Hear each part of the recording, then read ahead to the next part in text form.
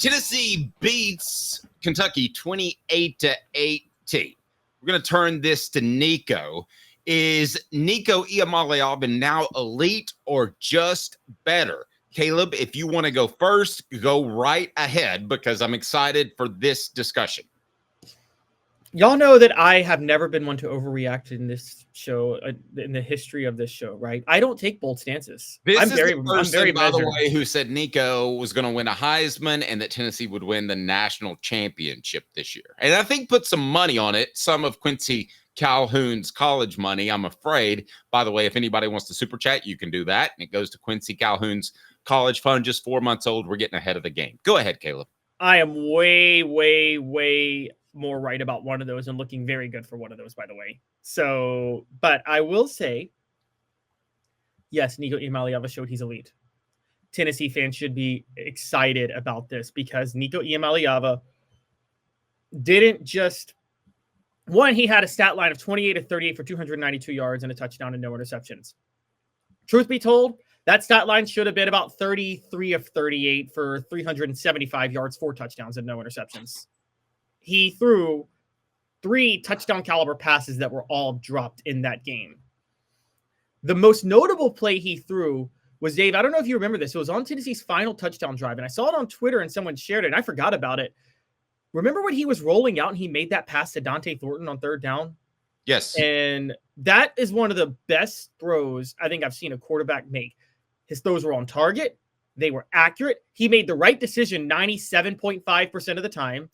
I just threw that number out there, but he was incredible with his decision-making, and he showed what he can be with, his coach talked last week about how he needs to get it. He did get hit a couple of times early, but more importantly than that, he had a reasonable amount of time to throw the ball. John Campbell and Lance Hurd they weren't great in this game, but they were better than they were against Alabama and certainly better than they were the weeks before that. So what we're seeing is if they play a C+ to B- game at tackle, Nico Iamaleava can look like a Heisman caliber candidate. And if the receivers do their job, which they didn't over the weekend, Nico Iamaleava does look like a Heisman caliber candidate. And I think the most important part about this, where they're really helping Nico, that's helping him be elite, is they are finally relying on Brew McCoy as their go-to receiver. They are saying, let's try to get the offense moving by throwing a short out route, curl route, something like that to Brew and see if he can shed a few tackles and take an 8-yard gain and turn it into a 14-yard gain. And I think that's really helping Nico get his confidence going as the game goes on. Let me ask you. Go ahead. So he is elite. I'm going to say he's improved. I'm not ready to say he's elite quite yet. But Caleb, I'll ask you this to your argument, and Caleb and I have a bad habit of strengthening each other's arguments. I guess we're supposed to be like Skip Bayless and yell at each other, but oops, he doesn't have a job. So, Caleb, to strengthen your argument, I would say this. I would say that Nico Iamaleava is better than Carson Beck, and the passer efficiency would prove that as much. So I ask you this, coming into the season and now, did you think that Carson Beck was an elite quarterback? And let's use that as the bar, because I'm going to go ahead and tell you, I said after the first game when I watched Carson Beck, and I know that they're playing another set of Bulldogs this week, but I do want to talk about this for a second. If you think Carson Beck's elite and could go in the top 5 picks of the NFL draft this year because he's a senior, then you better get ready for Nico to be in the top 5 picks of whatever draft he goes. He is more talented. He will be better. You're right. He was undermined by Tennessee's offensive line, which looks better now. He has played his position the way he needs to, and that includes not making mistakes. You know how many times he turned the ball over on Saturday with an elite defense? 0. Goose. Oh, yep, 0. Goose. And that might well be the biggest stat of the game because, yes, he forced some stuff against NC State, but he learned from that. Yes, he's made mistakes with ball security, but that didn't happen this weekend. And if he just does that, 0 turnovers with this defense and this running game, ultimately Tennessee will have a chance to win each and every game they're in.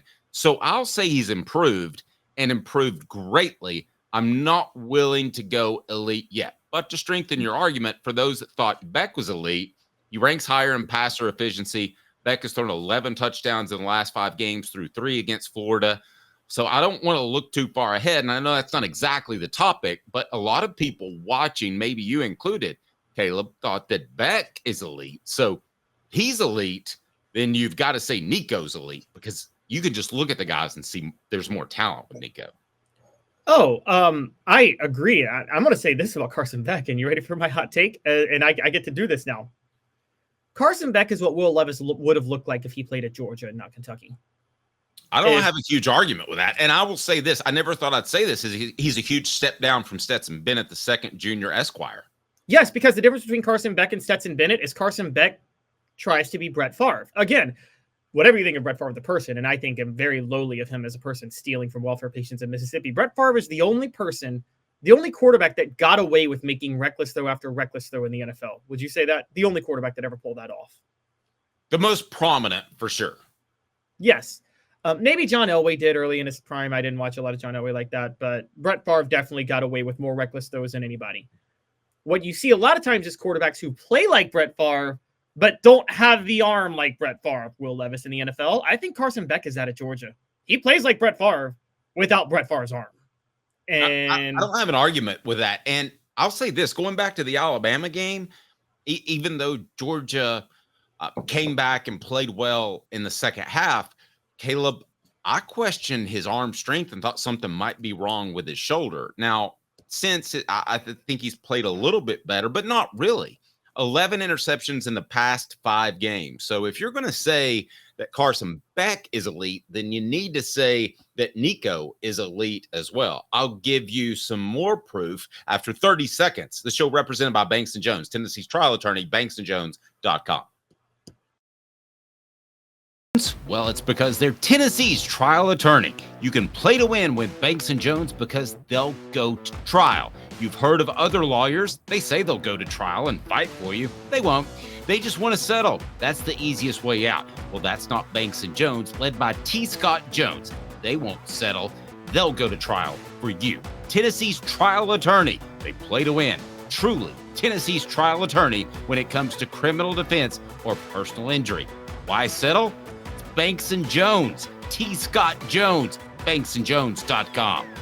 Nico's pass efficiency ranking is 144.6. Carson Beck's is 143.9. That's 6th and 7th, respectively, in the SEC. For those wondering, Jackson Dart, Jalen Milroe, Diego Pavia at Ole Miss, Alabama, and Vanderbilt are the top 3, followed by Quinn Ewers at Texas, Peyton Thorne at Auburn. So it's a little bit surprising there. But Nico's play has been better than Beck's. And Nico has thrown 4 interceptions. Beck has thrown 11. Here's the other factor to think about with Nico. He started 9 games. Is that right, Caleb? Let's see. Tennessee is 7-1 this year. Yeah, he has started 9 games. Correct. Okay. I counted it up. Carson Beck started 24 games. He should be way further along. We're talking about a senior compared to a freshman. And listen, I know that Nico's got a great ride, but I would offer this as well. Nico isn't getting on social media and putting up his Lambo to show to the rest of the world. And I think quarterback is the one position you don't want to do that. Listen, if you want to be Rob Gronkowski and you're a tight end, that's fine. But there needs to be a leadership role as a quarterback. Would Georgia trade Carson Beck for Nico right now? There's no question in my mind, Caleb. Oh, absolutely they would. Largely because, like you said, Nico has better intangibles. And I don't think Nico, honestly, the truth of Nico is he's made some questionable throws, but Dave, I don't see Nico as a guy that tries to make reckless throws, right? Most of his questionable throws are kind of throws that the coaches asked him to make. Is that fair to say? Yes, I would say that the bad read, which I referenced against NC State, that was also a factor in Brew McCoy was a little late to the ball or might have held up because he knew he was going to get smacked. And Nico's talked about learning from that. Listen, I said, I don't want to sound like a hypocrite. I said when Joe Milton ran out of bounds against Ole Miss that I from that point, didn't think he could be elite. Nico did the same thing against Arkansas. But to me, they're very different in that I do believe Nico and the ball slipped out of his hands. I think he needs to strengthen his hands in the offseason. I told you before, you just take a bucket of sand and you flex your fist. Caleb, so he can do that, and he will do that, I'm sure. But to me, that was a young man making a mistake. Milton at the time was a senior. Oh, no, he would have been a junior when he jumped out of bounds. Caleb, that's not acceptable. He had played way too much football to not have the presence. It's two different things entirely.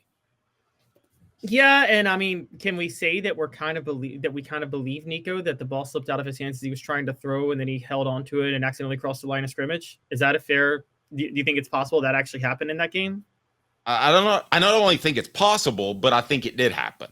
I don't think he, as a young man, and I wouldn't either, has the wherewithal to come up with that sort of story on the spot right after the game, Caleb. I could buy that. I think that Nico. I think Nico may not have. I think that was a bit of a panic, but I do think the ball slipping was the panic move. I don't think it was a decision-making mistake. So I'll give you that. Now, as far as what he did on Saturday, don't get me wrong. Unlike Beck, because people are calling me out on the message board on this, Nico threads some needles. He does. He's asked to do it a lot of times. And I don't know if you guys noticed this, and Dave, you may have. A lot of times he's able to do it. That pass that we talk about to Chaz Nimrod that should have been a touchdown that Nimrod dropped, he split two defenders to find Nimrod over the middle. Did you notice that? Yeah, no, I did. What are we hearing on the chat board? Are people giving you a hard time about I'm hearing about how he's thrown into triple coverage multiple games. And I'm saying a lot of those are designed calls that Nico did not. He should have checked out of the original pass, the first read, but he didn't have confidence in himself in the moment because of how bad the tackles were playing. He was just quick to get rid of the ball.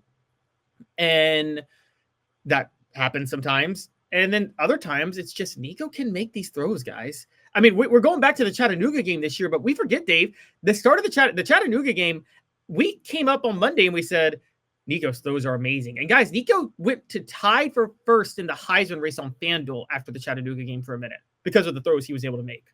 That could just go away. I am going to say this. Game No Bueno says he is not asked to thread the needle. I'm going to disagree with you there. I think this offense gets people open. Caleb, I don't know how often he's asked to thread the needle. Okay, I think that he's asked to make. I don't think he's asked to thread the needle. I think let me make this clear. He's asked to make certain throws that neither Joe Milton nor Hendon Hooker were asked to make. A lot of times those throws are well covered. When Nico was under a lot of duress because Lance Hurd and John Campbell were playing bad, he panicked if that first read that he was asked to make wasn't there. And a lot of times he just quickly got rid of the ball anyway in hopes of avoiding a sack. That's where you see him throwing into triple coverage or double coverage. What I'm saying is now you're seeing him willingly make a few difficult throws, but when he's actually doing it not in panic mode, he can make them. He split defenders multiple times last week, guys. And not only did he split defenders sometimes, he just threw. There were some cases where the receiver was extremely well covered by one defender, and he still made the throw. The Dante Thornton pass speaks for that. Nico can make certain throws. I mean, look, we talk about Hendon Hooker and how good he was in this offense, and that's true. But Dave, let's call it what it is. Hendon Hooker had way more opportunities for wide open, bare receivers down the sideline that you're just not going to see anymore in this offense. People have adjusted. Listen, the biggest knock on Nico heading into the Kentucky game, and some of the message board posters may disagree, was his touch on the deep ball. That was the biggest issue. It wasn't throwing into coverage, which he did do against NC State, and perhaps it's happened a couple of other times as he's tried to get in there. I'm not recalling that nearly as much. And Caleb, if you want to interrupt me, go ahead. But I don't recall him throwing into coverage all that often, not any more than any other quarterback would be asked to do. Sure, you want to throw to a guy who's wide open, but that simply is not there.